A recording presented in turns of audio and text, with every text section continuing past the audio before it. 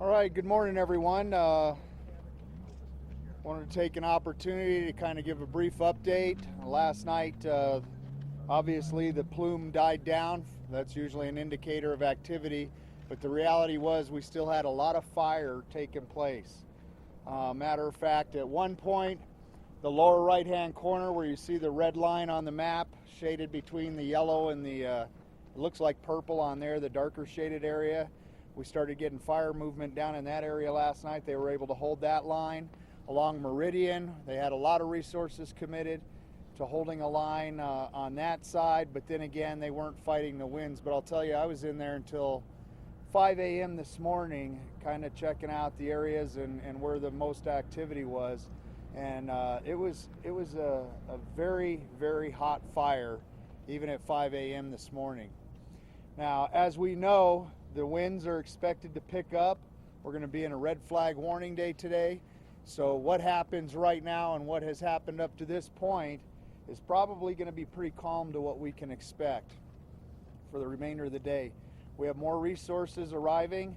As you have seen already, we've had aerial support up there as soon as they could get in and get the ground support to assist. But this fire, as you well know, spread very rapidly yesterday. It moved through areas very quickly and consumed a lot of land. So what I'll do is kind of just go through where we're still under a mandatory evacuation, which we expect that to remain in effect at least throughout today, completely today. I know there's a lot of questions coming into our Joint Information Center asking when we can go home, when are we going to know in our homes. It's still a very hot and active fire area, and even this morning you could hear explosions around some of the front line of that fire from propane tanks and other fuel sources. Mandatory evacuation is still Tahosa to Eastonville Road, which last night it was Meridian. It has been expanded, or was expanded last night, to Eastonville. And then Hodgen on the north boundary, Burgess on the south. We're still working in an area of about 48 square miles. Obviously, many of you know that it's pretty heavily timbered area. We know it has, that area encompasses about 2,625 homes, and we're looking at about it affecting 7,358 people. We also have some pre-evacuation you'll see to the south of Burgess and to the east. I want to continue to warn those people that we're expecting the winds to blow toward the east today, move into the south, and then just depending on what weather reports are showing, we anticipate those winds are going to double back and could push the fire back to the west again by mid-afternoon. So we have some very predictable conditions that we're dealing with up there. And again, just to stress, the priorities are saving lives, protecting the firefighters and first responders, and then property. So when you hear and you see these winds shift, we don't want somebody trapped behind that is a first responder. And so far we have 0 injuries reported to responders at this point. We're still in the 7,000 or 7,500 to 8,000 acres that's affected by this. We began doing an assessment on the properties that are affected. We started that about 4 a.m. and they're moving methodically, street by street, at least on those that they can, and we're hoping to get some information out this afternoon as far as what homes are still intact or unaffected, some that may sustain partial damage, which could be misleading because from the exterior we may see minor partial damage, but the reality is until we get in and truly research it, it could be a total loss. So our intent is really just to get preliminary information out there, and I want to really stress some caution that our intent is to let people know the status of their property. However, it could change. If the winds do double back on us, property that we felt or that we identified as being salvaged or unaffected, it could very easily be consumed by the fire today. That fire is far from under control or extinguished. So that's some of the things that we are working very aggressively on. We had hoped to start the assessment much earlier last night, around the midnight 1 a.m. time frame, but we had to keep pulling resources over to do some last-minute rescue stuff, as well as some traffic control and staging our guys for additional evacuations. Fortunately, we did not have to expand the mandatory evacuations. We currently have about 155 fire personnel on site, 48 helicopters.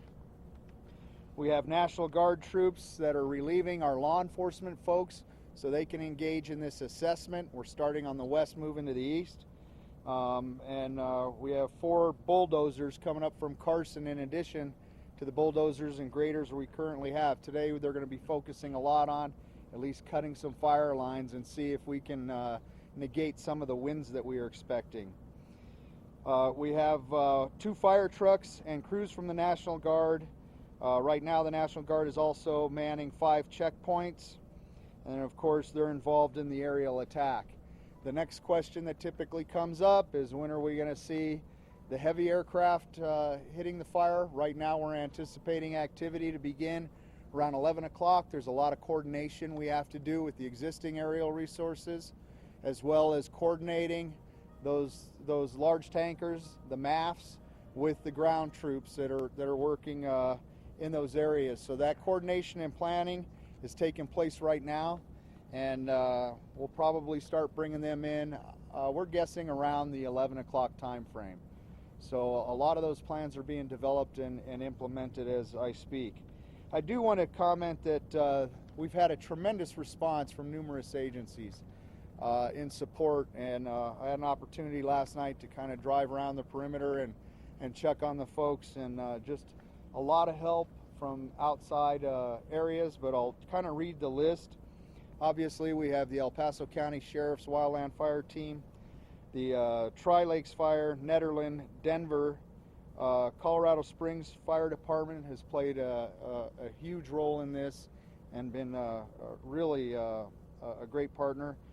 Black Forest, Falcon, Air Academy, Cimarron Hills, South Metro Denver, Pueblo, Leadville, Brush, Cripple Creek, Hanover, Kit Carson, Fountain, Ellicott, Glen Eagle, Cascade, Peyton, Security, Fort Carson, and Crystal Park, which I think is a majority of the fire districts in El Paso County, and you can imagine the distance some of them traveled when they're coming from Kit Carson as well as Leadville. Law enforcement, we've had tremendous support from the Colorado State Patrol, CSPD, Monument, Palmer Lake, and they've just done a fantastic job, number one, in helping with evacuations and the traffic flow, as well as providing security. Today we'll be beefing up some of the guard resources and make sure that the areas that are evacuated that were not active with fire fighting efforts, that we have active patrols taking place in those communities. I know there's been some concern expressed to our office, and I just want to assure people we are doing everything we can with the resources we have and keeping them in those areas, as well as keeping eyes on the conditions so they can feed that back to the incident command. I think the next phase I was going to move into is allow Commissioner Heise to talk about the Disaster Recovery Center, but before I give up the mic, I'll open it up to just a few questions, and we'll start right here. Can you go over the amount of aerial resources that you have, where they're coming from, when they got here? Well, the aerial resources have started really yesterday, and we had 2 Chinook helicopters from out at Fort Carson for a total of, I want to say we've had about 6 helicopters, 1 fixed wing so far. And they have come, the military resources obviously have come from Fort Carson. We had 1 Helitac helicopter that is under contract with the Forest Service, but I think it's based here locally up north. Sheriff, still the best estimate for homes destroyed 40 to 60, and also in terms of fire personnel on the ground, 150 doesn't seem like a lot when you're talking about a fire of this magnitude. Are you stretched thin in terms of resources? You know, I don't know if I could comment really on are we stretched thin. You're talking about 47 square miles with a leading edge of the fire that was pushed over a lot of area and left a lot of unburned fuel.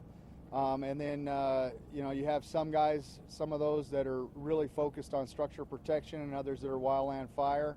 We did put in a request to the state for between 6 and 7 strike teams, which would increase that total we have now by about 50%. And as of this morning, I hadn't heard a response, but I had assurance from the governor that he would do everything he could to funnel those strike teams here. Now remember, we have 4 other fires burning in Colorado, and resources that are here locally are being strained on all 4 fires. But at this point, I wouldn't reach out and say we're dying for firefighters or equipment. A lot of times it's the logistics of supplying those vehicles. The Black Forest area lacks fire hydrant systems, and you're seeing the trucks go in and engage, and they'll quickly run through their water and then pull out to tankers that are parked and waiting. So each of those efforts, you're losing time and you're losing square footage. 40 to 60 homes is the latest estimate. The other part, how many homes are affected? I think we've eclipsed the 80 and probably going to get up near 100. Last night when I drove around, of course, it was very difficult to see. Some the fire activity was so thick that you really couldn't even see the road in front of you, and just the number of residents that I witnessed or foundations I saw, I think it's going to be higher than that. But today I think we're going to get a much better picture of where we really are with that and be able to at least identify communities and try to narrow it down to each house. But at this point, I would not be surprised if we have crossed over 80 homes and approaching 100.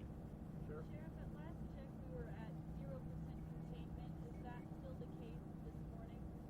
Right now, the official call is 0% containment. Having said that, I will say we held the lines on the east and southeast side. I just do not believe we're ready to call it contained at this point. Sheriff, you said no injuries reported at this time. We've heard reports that there might even be fatalities. Yeah, we had people that refused to leave. We had people walking out at 2:30 a.m. after the fire had blown through.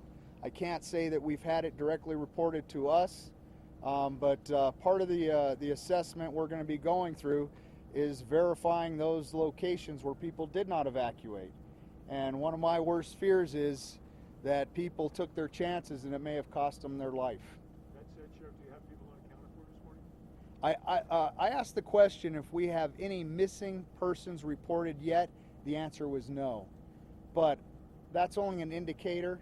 I know we had people stay in there, and I do have concerns that we could be facing a tragedy that involves people. Let's hope it's not the case. Sheriff, the tankers that you're expecting at 11 o'clock, where are they coming from and how many are coming? Those are from Pete Field, and I don't have the number of tankers that will be arriving. When you're talking about fighting a fire over 55 square miles on foot, it's a lot of area. In the air, it looks awful small. So they'll do it whatever they can do safely, as well as take advantage of the closer support with the buckets and the helicopters. This morning you talked about doing the burn back. Does that tie into helping with holding the lines, and was that effective Yeah. the night this morning? Yeah, last night they spent some effort there trying to build a defensive position along Meridian, especially in the area where we were seeing a lot of flare-ups, airs up toward Latigo Road along Meridian, and they were real successful with that last night. And a lot of what they did early this morning into the morning was really to create that defensive position in anticipation of what the weather is going to drum up on them today. So that's a lot of what their efforts were focused on. Yes, sir. What's the southern boundary of the free evacuation? The bottom road right there. Old Ranch. Old Ranch Road. Old Ranch Road over here. This is Stapleton. You got it? Old Ranch Road on the. Yeah, what's the furthest south one? This is Stapleton? Stapleton Stapleton Drive. and Old Ranch. So basically from 83 Old Ranch to the east, dropping to the south, picking up Stapleton all the way across Meridian Roadway, and slightly to the east of that, over toward the Eastonville Road. And this is Latigo. All right. With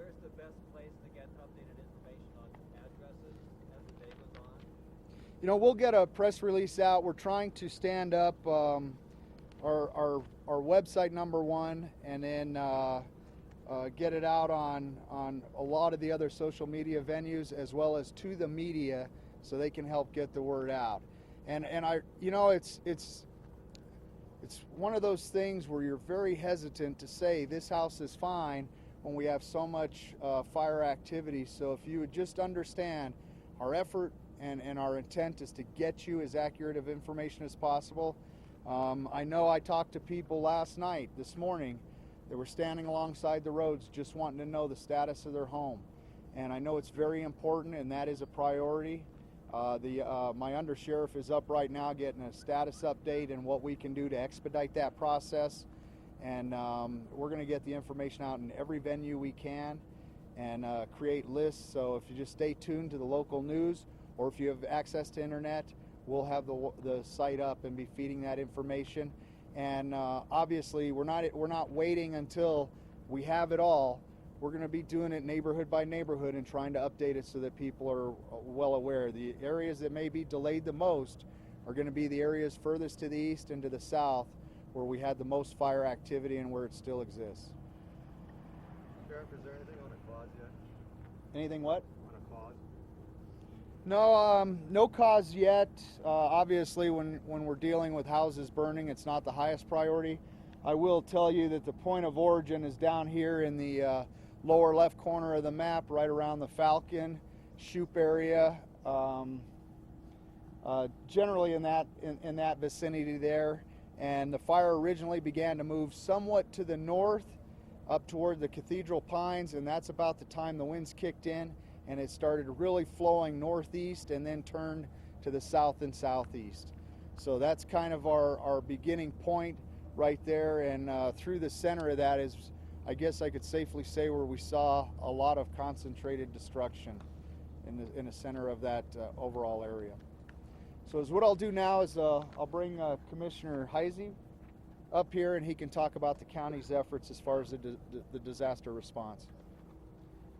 Thank you, Sheriff. Appreciate the work of you and all of your team working through the night. The county, as we speak, is putting together their disaster assistance center. It will be at Citizen Service Center, which is on Garden of the Gods Road. We'll bring all the community partners in, so the evacuees will have the ability to see where they can go for basic needs, be that, you know, clothes, food, shelter, as well as bringing in, you know, insurance companies and communication providers for folks that, you know, cell phone assistance, all those types of things. So that will be stood up sometime tomorrow. We'll be working on it as quickly as we can today with Department of Local Affairs from the state. They always assist in those efforts. So the evacuees that, as the sheriff said, will not be allowed back in today. At the very least, they will be able to start getting some assistance tomorrow. And also the county is making the fairgrounds available. It's been determined that it is a safe location, and the fairgrounds is not only available for large animals, but there are several RV and trailer sites out there, some with full hookups. So for the people that have the ability to utilize that, the fairgrounds in Calhan is now available for to accept animals, as well as you can take your RVs and your motorhomes out there. Thank you. Sir, could you spell your name? Give us both your names. I'm sorry. Dennis Heisey, Hisey, County Commissioner, Chair of the Commission. Commissioner, I have one question. Yes. To kind of I hate to get too emotional because I know some people just want to know the facts right now, but it is kind of amazing to stand here, turn around, and you can see the scar from the Waldo Canyon fire, and then you look directly across the highway, and now we're seeing this. What is the emotion? What are you hearing, maybe from people across the highway?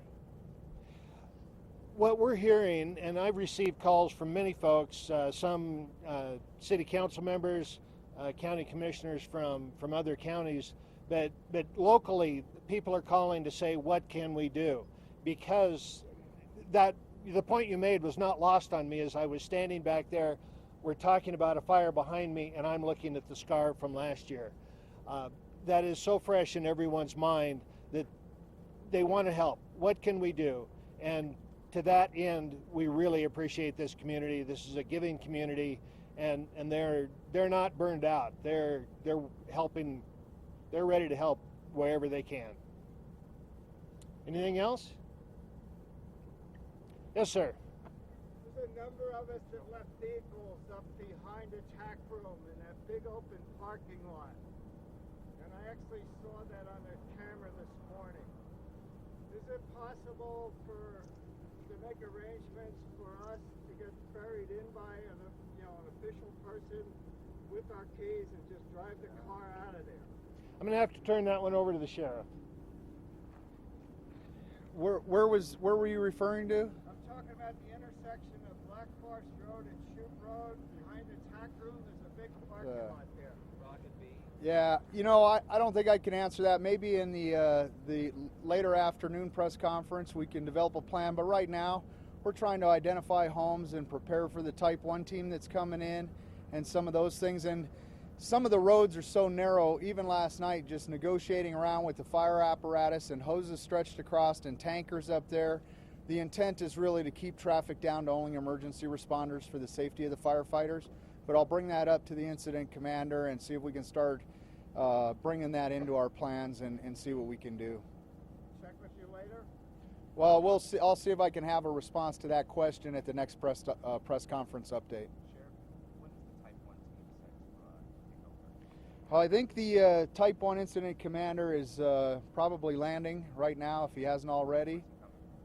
I think it's Rich Harvey, our last Type 1 incident commander out of Idaho. Are there any plans for animal rescue in the evacuation area? No, I mean, we were allowing people in as much as possible yesterday until it just got too dangerous. But right now, that is not one of the highest priorities. And can you tell us where the fire lines are inside the packet? The fire lines are all over. I'll try to paint a visual. Going up Meridian, there was obviously a very solid fire line from Ayers Road, actually a little further south of that, all the way up to right almost to Latigo. But as you drove west on either Ayers Road or Rex Road, from there all the way through to the command post, which is on Shoup near 83, everywhere you looked, you saw scattered fires, almost like there was a huge convention of campfires everywhere, and periodically you'd see trees just pop into a fireball. How far north did it go? Like Herring Road, Swan Road, north of Swan? It definitely went north of Swan. The pattern it took, I don't think it got actually to Hodgen. It stayed south of Hodgen before it swept down to the south again. Sheriff, it was mentioned that this fire is considerably more complicated to deal with in Waldo Canyon because of, like you said, the scattered fires that are jumping from house to house.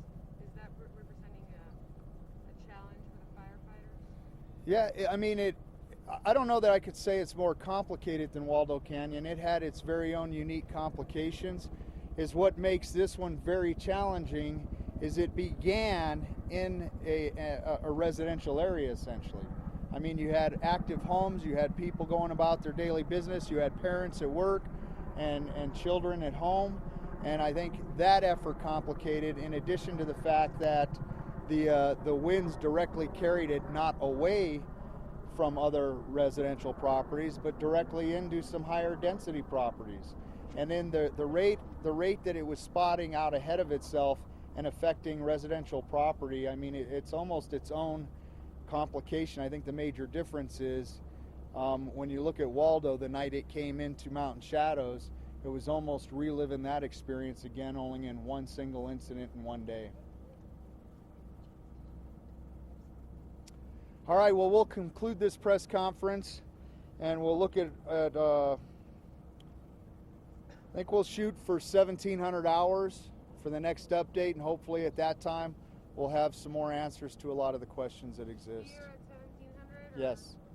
Yeah, we'll meet at this location at 1,700. Will that work for you guys for your timelines and stuff? Since nobody's saying no outwardly, I'll just assume yes. How's that? Yes. All right. Everybody's saying, what's 1,700 hours? 5 p.m. 5 p.m. Check. All right. Thank you. Local time.